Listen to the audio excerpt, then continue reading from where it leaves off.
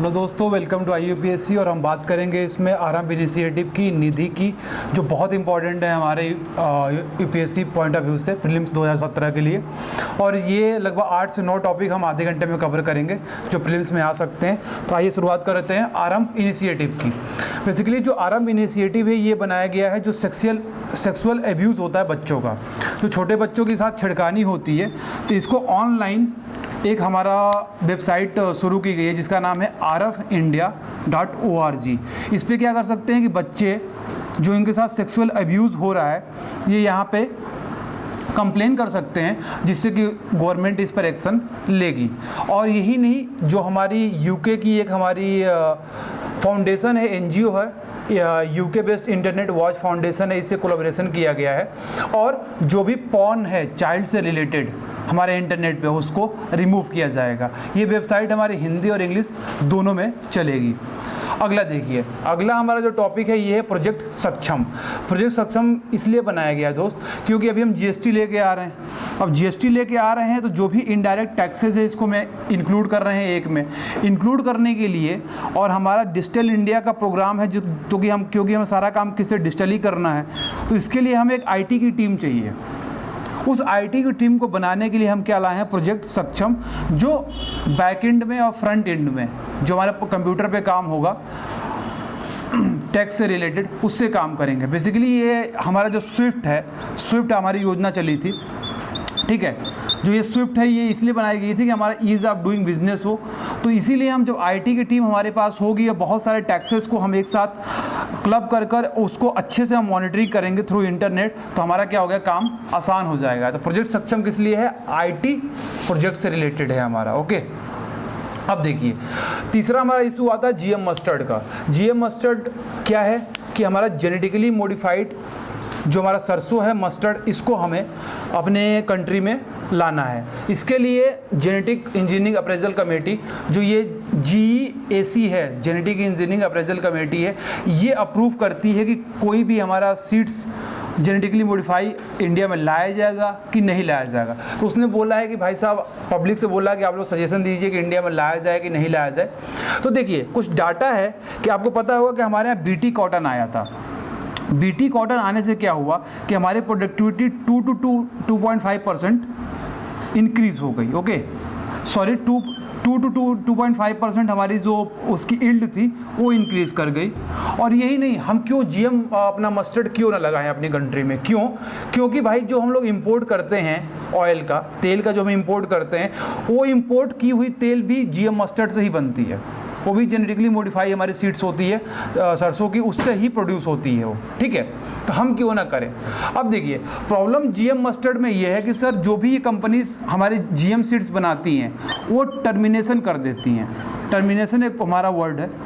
Termination का मतलब ये है दोस्त कि अब एक बार किसान बोएगा, केवल एक बार, उसके बाद क्या होगा हमारा कि वो सीड्स यूज़ नहीं होगी दोबारा बोने के लिए।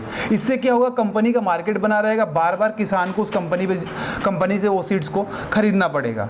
जबकि ये UN का कन्वेंशन भी है कि आप सीड्स को टर्मिनेट नहीं कर सकते, इसके बाद ये कंपनीज हमारी करती है, ठीक है, ताकि भाई मार्केट बना रहे, किसान बार बार उनसे सीड्स खरीदे। तो ये प्रॉब्लम होती है। और यही नहीं, जो जेनेटिकली मॉडिफाई हमारे सीड्स होती है, इसमें जो वॉर्म्स लगते हैं, कीड़े मकोड़े लगते हैं हमारे उसके फसल में, तो इसके लिए कंपनी जिम्मेदार नहीं होगी, इसके लिए गवर्नमेंट या फार्मर उसके लिए जिम्मेदार होगा। उसके बाद सर देखिए बात ये है कि जो GM क्रॉप्स है, यहाँ पे इथिकल कंसर्न आ रहा है, क्योंकि आपको पता होगा कि हमारे यूनिवर्स में जो हमारा गोला है, बेसिकली अर्थ, यहाँ पे एक फूड चेन है। फूड चेन ये है कि यहाँ पे हर एक चीज़ हमारा नेचर से मिली हुई है, ठीक है। जो हमारा घास फूस होता है, इसे चूहे खाते हैं, चूहे को हमारा नेवला खाता है, या सांप को नेवला खाता है, इस तरह से हमारा फूड चेन बना हुआ है, ठीक है। तो ये हमारी जो चीज़ें हैं, एक भी वो चेन है, एक भी यहाँ पे कड़ी फिसली तो पूरा चेन बर्बाद हो जाएगा और पूरा हमारा क्या होगा कि फूड खराब हो जाएगा। जब खाना खराब हो जाएगा तो इस अर्थ पे रहने लायक हमारा नहीं रह जाएगा। तो ये हमारा बेसिकली कंसर्न आ रहा है GM फूड से, ठीक है, इथिकल कंसर्न है। और इसका इफेक्ट जो हमारे जीएम सीड्स है, इसका इफेक्ट ना ही सॉइल पे देखा गया है, ना ही प्लांट पे देखा गया है, ना ही एनिमल पे रीड किया गया है, ठीक है। तो हमारा ये फूड चेन क्या कर सकता है, बर्बाद कर सकता है। तो भाई फूड चेन बर्बाद कर सकता है, कुछ तो काम करना पड़ेगा। तो कार्टेंगा जो प्रोटोकॉल है, हमारा कार्टेंगा प्रोटोकॉल है, इसमें बताया गया कि जो जीएम क्रॉप्स होंगी इनको अलग से आपको मॉडिफाई करना होगा, अलग से इस पर आपको लेवल लगा कर रखना पड़ेगा कि जेनेटिकली मॉडिफाई हमारी जो हमारा जो प्रोड्यूस हुआ है जेनेटिकली मॉडिफाइड है, ताकि कभी भी फूड चेन में प्रॉब्लम आए तो उसको रिवर्स कर लिया जाए, उसको हटा दिया जाए अपने फूड चेन से। सर इसके बाद दाल की क्राइसिस हुई, पता है आपको इंडिया में। तो इससे क्या हुआ कि दाल जो है हमारा एक चीप प्रोटीन सोर्स है। तो भाई हमारा अच्छा प्रोटीन किसमें मिलता है, जो बेसिकली मांस होता है। इसमें हमारा क्या होता है कि इसमें प्रोटीन सोर्स काफ़ी हैवी होता है, अच्छा होता है। तो सर हमारे यहाँ दाल की कमी क्यों पड़ी? कमी सर इसलिए पड़ी कि हमारे यहाँ मानसून ही वीक आया, तो प्रोडक्शन ही कम हुआ। तो हमारा क्या हुआ, डिमांड बढ़ गई, सप्लाई कम हो गई। तो डिमांड सप्लाई का जो मिसमैच आया, इससे प्रॉब्लम हमारी आ गई। तो सर हमारे जो चीफ इकोनॉमिक एडवाइज़र है अरविंद सुब्रमण्यम, इन्होंने कुछ एडवाइस किया है इंडिया गवर्नमेंट को। इन्होंने बोला है कि सर आपको डोमेस्टिक प्रोडक्शन तो बढ़ाना ही पड़ेगा। कह रहे हैं कैसे बढ़ाओगे सर? जो ड्राई लैंड फार्मर्स है ना, ये ड्राई लैंड में भी हमारी पल्सेस की खेती हो सकती है। तो ड्राई लैंड एरियाज़ में आप क्या करो, पल्सेस के प्रोडक्शन को बढ़ाओ, ठीक है। अब क्यों आप बढ़ाओगे, क्यों बढ़ाओ? क्योंकि हमारा अभी पॉपुलेशन भी इंक्रीज करने वाली है, तो कंजम्पशन भी हमारा क्या होगा, इंक्रीज होगा। तो सर इंपोर्ट क्यों नहीं कर सकते? इंपोर्ट इसलिए नहीं कर सकते सर क्योंकि आप ऑलरेडी लार्जेस्ट इंपोर्टर हैं दाल के, तो आपको प्रोडक्शन बढ़ाना ही पड़ेगा। ओके, अब देखिए इन्होंने कहा कि जो हमारी एमएसपी है, मिनिमम सपोर्ट प्राइस आप किसानों को दे रहे हैं, इसको बढ़ाइए। बढ़ाने से क्या होगा? बढ़ाने से ये होगा कि जो किसान एक तो उसकी बुआई करेंगे पल्सेस की, साथ में किसानों की बार्गेनिंग पावर हमारी इंक्रीज कर जाएगी, ये हमारा फ़ायदा हो जाएगा, ठीक है सर। और जो एमएसपी होगा ये must be aligned with the market price, ठीक है। और एक हाई लेवल कमेटी बनाइए जो सुपरवाइज कर सके, जो हमारे प्रोक्यूरमेंट हो पल्सेस की, तो वहाँ पे सुपरवाइज कर सके इन चीज़ों को। और यही नहीं, जीएम टेक्नोलॉजी को लेके आइए पल्सेस में, ताकि हम प्रोडक्शन को इंक्रीज कर सके। और स्टेट में जो एपीएमसी एक्ट है, एपीएमसी एक्ट का बहुत इसमें लोचा चलता है। एपीएमसी एक्ट में ये है कि जो कोई भी किसान अपना पैदावार करेगा तो गवर्नमेंट ने कुछ ब्रोकर को लाइसेंस दे रखा है, आपको पैदावार उस ब्रोकर को ही बेचना पड़ेगा, उसके अलावा आप कहीं नहीं बेच सकते हैं, ठीक है सर। तो अभी रिकमेंडेशन सुब्रमण्यम साहब ने ये दिया कि भाई एपीएमसी एक्ट से कम पल्स को आप हटा दीजिए और नया इंस्टीट्यूशन बनाइए जो कि ट्रिपल पी पे हो, पब्लिक प्राइवेट पार्टनरशिप पे हो, जिससे पल्स की खेती की जा सके, ठीक है। ये सारी चीज़ें करने की उन्होंने बात कही है। इसके बाद देखिए सर, अभी हमारा जो बिल है, नेशनल मेडिकल कमीशन बिल अभी ड्राफ्ट हुआ है, तो ये क्या क्या बिल है इसको हम देख लेते हैं। सर पहली बात तो एक इसमें कई सारे कंपोनेंट हो गए। पहला कंपोनेंट होगा हमारा मेडिकल एडवाइजरी काउंसिल। देखिए मेडिकल एडवाइजरी काउंसिल में क्या होगा सर कि ये एक प्लेटफॉर्म होगा जहाँ पे स्टेट गवर्नमेंट अपना कंसर्न बता सकती है इनको। तो सर ये बताओ, एजुकेशन किस में आता है? एजुकेशन कंकरेंट लिस्ट में आता है, और हेल्थ स्टेट लिस्ट में आता है। तो स्टेट का जो भी कंसर्न होगा ये आप एडवाइजरी काउंसिल को बता सकते हैं, ठीक है सर। ये समझ गया एडवाइजरी काउंसिल क्या है। दूसरी चीज़ जो है हमारा नेशनल मेडिकल कमीशन होगा। जो कमीशन होगा ना, मेडिकल कमीशन, तो ये देखिएगा कि हेल्थ की सिनारियों में, ठीक है, हॉस्पिटल में क्या क्या चेंजेस आ रहे हैं, हेल्थ में क्या क्या चेंजेस आ रहे हैं, और मेडिकल में क्या क्या चेंज करने की ज़रूरत है, ठीक है। और ये पॉलिसी बनाएगी कि ताकि मेडिकल एजुकेशन को कैसे गवर्न किया जाए। इसके बाद दो बोर्ड बनेंगे, अंडर ग्रेजुएट एजुकेशन बोर्ड बनेगा जो अंडर ग्रेजुएट के स्टैंडर्ड को लागू करेगा। उसके बाद एक बनेगा पोस्ट ग्रेजुएट एजुकेशन बोर्ड बनेगा जो पोस्ट ग्रेजुएशन के स्टैंडर्ड को लागू करेगा, ठीक है सर। उसके बाद देखिए अगला बोर्ड बनाएंगे medical assessment and rating board. ये क्या करेगा कि जितने हॉस्पिटल्स हैं गवर्नमेंट प्लस प्राइवेट, ये क्या करेगा, उसकी रेटिंग करेगा, ठीक है। और रेटिंग, क्योंकि जब मेडिकल काउंसिल है आपका, ये आपको स्टैंडर्ड देगी, स्टैंडर्ड पे आप खरे उतर रहे हैं कि नहीं उतर रहे, इस पर आपकी रेटिंग होगी, ठीक है। और रेटिंग होने के बाद यदि आप उस स्टैंडर्ड पे नहीं आ रहे हैं तो आपकी पेनाल्टी लगेगी, मॉनेटरी पेनाल्टी लगाई जाएगी। इसके बाद सर क्या किया जाएगा, बोर्ड फॉर मेडिकल रजिस्ट्रेशन बनाया जाएगा। इसमें क्या किया जाएगा सर, आप एक लाइव रजिस्टर मेंटेन करके रखी जाएगी, जितने भी लाइसेंस दिया गया है डॉक्टरों का, उनका ये यहाँ पे डाटा रहेगा खाका, ताकि ये कहीं भी गलत कदम उठाएं तो इनका लाइसेंस रद्द कर दिया जाए।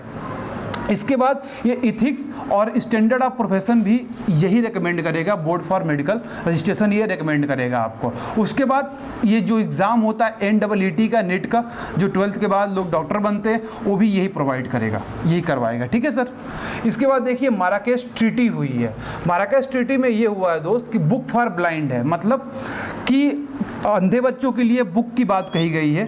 तो इसमें क्या है कि जो बुक होती है इसमें कॉपीराइट का इशू होता है, जो राइटर होता है उसकी कॉपीराइट होती है, लेकिन ब्लाइंड लोगों के लिए बुक छापना है तो वहाँ पे कॉपीराइट में क्या होगा, आपको एक्सेप्शन है, वहाँ पे कॉपीराइट लागू नहीं होगा, आप बुक छाप सकते हैं ब्लाइंड लोगों के लिए। तो इंडिया को कैसे हेल्प करेगा, क्योंकि इंडिया में सुगम्य भारत अभियान चल रहा है, जिसके साथ ये क्या करेगा कि इंडिया को भी प्रॉफिटेबल करेगा। इसके बाद अगला टॉपिक दोस्त आता है मिशन परिवार विकास पर मैटरनल हेल्थ। सर इसमें क्या है, बेसिकली फैमिली प्लानिंग करनी है। मिशन परिवार विकास में ये फैमिली प्लानिंग करनी है। और ज़रा ये देख लेते हैं कि पॉपुलेशन ग्रोथ क्यों होता है, क्योंकि भाई ये फैमिली प्लानिंग तभी कर रहे हैं ना कि हमारे यहाँ 2nd नंबर वर्ल्ड की पॉपुलेशन है, चाइना के बाद हमारा पॉपुलेशन आ रहा है, ठीक है। तो ये हमें देखना पड़ेगा। तो सर ये देखना पड़ेगा क्या रीज़न क्या है कि पॉपुलेशन क्यों इंक्रीज़ कर रही है। पहली पॉपुलेशन ये है कि हमारे यहाँ लो सोशल इकोनॉमिक ग्रोथ है। इसके बाद इन्फेंट मोर्टेलिटी रेट हमारे यहाँ ज़्यादा है, तो ज़्यादा बच्चे मरते हैं, तो ज़्यादा बच्चे कंपनसेट करने के लिए पैदा किए जाते हैं। इसके बाद अर्ली मैरिज होता है। उसके बाद जो बिल है, कंट्रासेप्टिव बिल है, इसको यूज़ नहीं किया जाता, जिसकी वजह से हमारे यहाँ क्या हो रहा है, पॉपुलेशन इंक्रीज़ कर रहा है। इसके बाद सर देखिए मैटरनल हेल्थ की बात की गई है। तो हमारे यहाँ क्या है कि जो मैटरनल, जो माता मरती हैं बच्चा पैदा करते वक्त, या माता जो मर जाती हैं, मैटरनल जो डेथ होती है, ये 1/3 इंडिया और नाइजीरिया में होता है। वर्ल्ड का जो 1/3 मैटरनल डेथ होता है ये इंडिया और नाइजीरिया में होता है। रीज़न क्या है सर, क्योंकि हमारे यहाँ इंस्टीट्यूशनल डिलीवरी, मतलब अस्पताल में डिलीवरी नहीं हो पाती है। कितनी हो पाती है, रूरल में 28% होती है और अर्बन में 67% हो पाती है। इसकी वजह से क्या होता है, हमारा नॉन इंस्टीट्यूशनल डिलीवरी होने के कारण मैटरनल डेथ होती है। इसके बाद वीमेन को क्या होता है, पोस्ट एंड प्री जो हमारा डिलीवरी केयर होना चाहिए, ये भी प्रोवाइड नहीं किया जाता है। इसके बाद क्या है कि वीमेन हमारे यहाँ पता ही है कि इनका डिसीजन पावर नहीं होता है। ये नहीं कहेगी कि मुझे इस हॉस्पिटल में डिलीवरी कराइए, इसमें मत कराइए, इसमें कराइए, इसमें मत कराइए, ये प्रॉब्लम आती है। उसके बाद फ़ी काफ़ी ज़्यादा होता है, ओके, ट्रांसपोर्टेशन की दिक्कत होती है, पुअर क्वालिटी ऑफ सर्विसेज होती है। ये सब रीज़न जो हमारे हैं ये मैटरनल डेथ के रीज़न है सर। इसके बाद देखिए राइट टू फोटोकॉपी।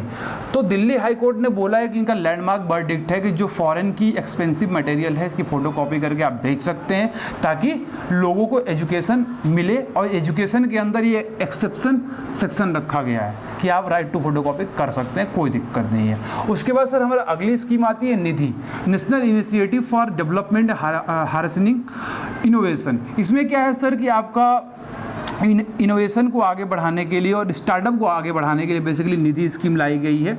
ये अम्ब्रेला प्रोग्राम है, साइंस और टेक्नोलॉजी जो हमारा मिनिस्ट्री है इसके अंदर है। और यहाँ पे क्या किया जाएगा बेसिकली कि यहाँ पे इनोवेशन जो किया हुआ है इसको सक्सेसफुल स्टार्टअप में बदला जाएगा। और इसी के अंदर एक कंपोनेंट और है निधि के अंदर, जिसका नाम प्रयास है, promoting and accelerating young and aspiring innovators and startups. इस क्या है कि जो हमारे यंग लोग जो आ रहे हैं हमारे स्टार्टअप में और अच्छे से काम कर रहे हैं, इनको फंड देकर उनको स्टार्टअप में चेंज किया जाएगा। और 1 करोड़ रुपए मिलेगा हमारे स्टार्टअप को शुरू करने के लिए, ताकि अपने बिजनेस को ये आगे बढ़ा सकें। अब देखिए एक हमारा आया है नेशनल साइबर कोऑर्डिनेशन सेंटर। इसमें क्या है सर कि हमारे यहाँ आपको पता है कि बहुत सारा काम ऑनलाइन हो रहा है, तो यहाँ पे ऑनलाइन चोरी भी तो होगी। तो उसके लिए क्या है कि जो साइबर क्राइम हो रहा है उसके लिए इंडिया की एक कंप्यूटर टीम है जिसका नाम है Indian computer emergency response team, certain, ये मेन ऑर्गन है। इसके अंदर बहुत सारे एक्सपर्ट बैठाए जाएंगे, जैसे यूके, यूएसए और जर्मनी में जो साइबर क्राइम को पकड़ने के लिए एक्सपर्ट होते हैं, ये यहाँ पर बैठाए जाएंगे। उसके बाद जो NCC national cyber coordination centre है, ये इंटेलिजेंस एजेंसी की तरह काम करेगी। ये रिपोर्ट बनाएगी कहाँ कहाँ पे क्राइम होने की संभावना है या कहाँ कहाँ पे क्राइम हुई, ये सर्टिन को, ठीक है। जो NCCC है, ये जो हमारी सर्टिन टीम है, इनको रिपोर्ट देगी। इनको रिपोर्ट देने से क्या होगा, कि जो कहाँ पे क्राइम हुआ या कहाँ पे क्राइम होने वाला है। इससे क्या होगा कि इनको आसानी हो जाएगी अपने काम को प्रोसीड करने में सर, ठीक है। अब देखिए ओशन वार्निंग एंड इफेक्ट क्या हो, सॉरी ओशन वार्मिंग, यहाँ पे आप देख सकते हैं, यहाँ पे सॉरी स्पेलिंग मिस्टेक हो गई है, कि कैसे हमारा ओशन वार्मिंग हो रही है, उसका क्या क्या इफेक्ट आ रहा है। सर इफेक्ट ये आ रहा है कि ओशन वार्मिंग होगा तो हमारी फूड सिक्योरिटी पे दिक्कत आएगी, पहले आपको बहुत अच्छे से इसको पढ़ा चुका हूँ। उसके बाद हमारा रेनफॉल के पैटर्न में चेंज होगा, हमारी जो एग्रीकल्चर की यील्ड है ये कम हो जाएगी। और देखिए जो ओशन में चेंजिंग हो रही है ये 1.5 to 2 टाइम्स फास्टर हो रही है, और जो ये चेंजेस हो रहे हैं ये इनरिवर्सिबल है, ठीक है। जैसे कि जो हिब्रेशन पीरियड है, हिब्रेशन पीरियड वो होता है ना कि कुछ हमारे यहाँ स्पीसीज़ हैं अर्थ पे, वो स्पीसीज़ कुछ टाइम के लिए डॉर्मेंट स्टेट में रहते हैं, मतलब कि आधे मरे आधे जिंदे रहते हैं। जैसे विंटर में क्या होता है कि बहुत सारे स्पीसीज़ अपने घोंसले से बाहर नहीं आते, इसको क्या बोलते हैं हम, हिब्रेशन पीरियड बोलते हैं, ठीक है। और हमारा आपको पता है कि हमारे ओशन का टेम्परेचर भी इंक्रीज़ कर रहा है, इस तरह से क्या हुआ कि हमारी यील्ड कम होगी, रेनफॉल कम होगा, फूड सिक्योरिटी प्रॉब्लम होगी, तो ये हमारी प्रॉब्लम आ रही है। और टेम्परेचर बढ़ेगा तो हमारा ग्लेशियर भी मेल्ट करेगा। इसके बाद सर हमारे ग्रीन जज हैं जिनका नाम है जस्टिस कुलदीप सिंह, इन्होंने बायोडाइवर्सिटी एक्ट 2002 के वर्किंग पे बात कही है। कहा कि इसमें प्रॉब्लम ये है सर कि जो हमारे बायोडाइवर्सिटी एक्ट के अंदर जो भी चीज़ें हमारी बताई गई हैं इसको अच्छे से लागू नहीं की जा रही है। आप जो बायोडाइवर्सिटी को कंजर्व करें सफिशिएंट नहीं है। उसके बाद जो भी आपका फॉरेस्ट है इसको आप इंडस्ट्री और इंफ्रास्ट्रक्चर एक्टिविटी के लिए डाइवर्ट कर दे रहे हैं, ठीक है। इसके बाद बोल रहे हैं कि जो 40% इंडियन फॉरेस्ट हैं ये लेवल ऑफ इनका लेवल जो हो रहा है डिग्रेड कर रहा है, मतलब कि आप इंडस्ट्री को दे रहे हैं, इंफ्रास्ट्रक्चर को दे रहे हैं, और इनका जो फॉरेस्ट का लेवल है, जो फॉरेस्ट जितना डेंस होना चाहिए उसका लेवल डिक्रीज़ कर रहा है। उसके बाद हमारा एग्रीकल्चर बायोडाइवर्सिटी भी हमारे यहाँ डिक्रीज़ कर रही है। इसकी वजह से क्या हो रहा है कि बहुत सारे स्पीसीज़ जो हैं हमारे थ्रेटेंड हो गए हैं। ग्रासलैंड, जैसे ग्रासलैंड उसमें एग्जांपल है, थ्रेटेंड हो गए हैं। उसके बाद अगला हमारी न्यूज़ है सर कि IGI जो एयरपोर्ट है ये हमारा कार्बन न्यूट्रल है। जैसे कि इन्होंने क्या किया, ग्रीन बिल्डिंग का कॉन्सेप्ट अपनाया है, उसके बाद सोलर पावर प्लांट वहाँ पे लगाया हुआ है, रेन वाटर हार्वेस्टिंग करिए। तो इससे जो हमारे IGI एयरपोर्ट है, इंदिरा गांधी इंटरनेशनल एयरपोर्ट दिल्ली में है, ये हमारा क्या है, कार्बन न्यूट्रल एयरपोर्ट है, ठीक है। अब देखिए एक विभूति लहजकर साहब हैं, इन्होंने क्या किया है कि मनस जो हमारी वाइल्ड लाइफ सेंचुरी है असम में, इन्होंने वहाँ पर फ्लोरा और फौना को सेव किया है। इसकी वजह से हेरिटेज हीरो अवार्ड इनको दिया गया IUCN की तरफ से। इसके बाद जो जायंट पांडा जो था ये इंडेंजर्ड स्पीसीज थी, लेकिन अभी ये वनरेबल में आ गई है क्योंकि चाइनीज़ गवर्नमेंट भी इसे काफ़ी काम किया है। इसके बाद सर जो नेशनल गंगा काउंसिल था उसकी जगह पे हमने national Ganga river basin authority को ला दिया है। और जो हमारी गंगेटिक डॉल्फिन है यहाँ पे प्रॉब्लम ये आ रही है सर कि गंगा ब्रह्मपुत्रा जो हमारा इलाहाबाद से हल्दिया के बीच में, आपको पता होगा अभी मैंने पढ़ाया आपको कि नेशनल वाटर वे जो है हमारा फर्स्ट इलाहाबाद से हल्दिया की तरफ जो जा रहा है, क्योंकि हमारा गंगेटिक डॉल्फिन हमारा क्या है, नेशनल एक्वाटिक एनिमल है। तो जो हमारा वाटर वेज गया हुआ है या बहुत सारी शिप्स मूव करेंगी, जिसकी वजह से हमारा क्या होगा कि मूवमेंट जो हमारी डॉल्फिन की होगी ये इसमें रुकावट आएगी। ये हमारी प्रॉब्लम आ रही है सर। इसके बाद देखिए जो MS सुब्बालक्ष्मी जी हैं, इनका 100th बर्थ सेंचुरी भी मनाया गया है, एनिवर्सरी मनाया गया है। इसमें क्या है कि ये लेजेंडरी कार्नाटिक सिंगर थी, आप याद रखें कि ये कार्नाटिक सिंगर थी और पहली और लास्ट एक ऐसी सिंगर है अभी तक की जिन्हें भारत रत्न का अवार्ड मिला है इनको, ठीक है। और यही नहीं, इनके ऑनर में क्या हुआ है कि हमारा 100th बर्थ एनिवर्सरी पे क्या किया गया है कि स्टैम्प इवेंट का जो स्टैम्प होता है ना, इनकी फ़ोटो लगा के छापी गई है। Carnatic music basically Hindu tradition से निकाला गया है और बेसिकली ये एसोसिएटेड होता है हमारा सदर्न स्टेट में, और ये वोकल पे ज़्यादा फोकस करते हैं, ठीक है। और ये हिंदुस्तानी म्यूजिक की तरह ही है कर्नाटिक म्यूजिक, जो राग और ताला पे बहुत ज़्यादा ये ध्यान देते हैं। इसके बाद सर आप देख सकते हैं कि इंडिया और USA के बीच जो हमारा चल रहा था कि इंडिया ने बोला था कि जो सोलर पैनल होगा, सोलर प्लान के तहत, ओके, इंटरनेशनल सोलर जो इन्होंने अलायंस बनाया था उसके तहत जो सोलर पैनल होगा इंडिया ने बोला कि हम लोकली खरीदेंगे, ठीक है, और सब्सिडी भी प्रोवाइड करेंगे। तो इस पे इंडिया केस हार गया है, जो केस फाइल हुआ था ये केस इंडिया हार गया है, ठीक है। और इंडिया ने पहला आर्बिट्रेशन अपना सेंटर खोला है मुंबई में आर्बिट्रेशन के लिए। ये इंटरनेशनल जो कॉमर्शियल प्रॉब्लम आती है ना, मान लीजिए कि यूएसए कह रहा है कि नहीं ये जो ट्रेड होगा इसमें घाटा इंडिया की वजह से हुआ है, इंडिया बोलेगा नहीं इसका जो हमारे ट्रेड में घाटा हुआ है यूएसए की वजह से हुआ। तो ये जो आर्बिट्रेशन सेंटर होते हैं, जो कोर्ट होते हैं, ये इसको सॉल्व करते हैं किसकी वजह से हुआ, इम्पार्शियल रोल प्ले करते हैं, ठीक है सर। तो ये क्या करेगा कि जो हमारे आर्बिट्रेशन सेंटर खोलने से क्या हुआ कि मुंबई को एक फिर से हब बनाने के लिए काम हमारा किया जाएगा, ताकि वहाँ पे बहुत सारे केसेस सॉल्व होंगे। क्योंकि अभी तक आप आर्बिट्रेशन सेंटर में आप देखेंगे ना तो सबसे ज़्यादा वेस्ट का हमारा इम्पैक्ट रहा है आर्बिट्रेशन सेंटर पे, लेकिन अभी क्या है इंडिया ने भी खोल लिया तो इसकी भी पावर ट्रेड के मामले में जो हमारी आर्बिट्रेशन प्रॉब्लम आती थी वो सॉल्व होने की संभावना है। इसके बाद देखिए हमारा परम ईशान कंप्यूटर जो सुपर कंप्यूटर है, अब IIT गुवाहाटी में हमारे जावड़ेकर साहब गए थे, वहाँ पे उनका शिलान्यास किया है। परम ईशान कंप्यूटर कहाँ पे बना है, IIT गुवाहाटी में बना है दोस्तों। तो ये रहा हमारा करंट अफेयर्स का पोर्शन, इसमें हम लोगों 10-12 टॉपिक कवर किया है। थैंक्स फॉर वॉचिंग दोस्तों, हैव ए नाइस डे।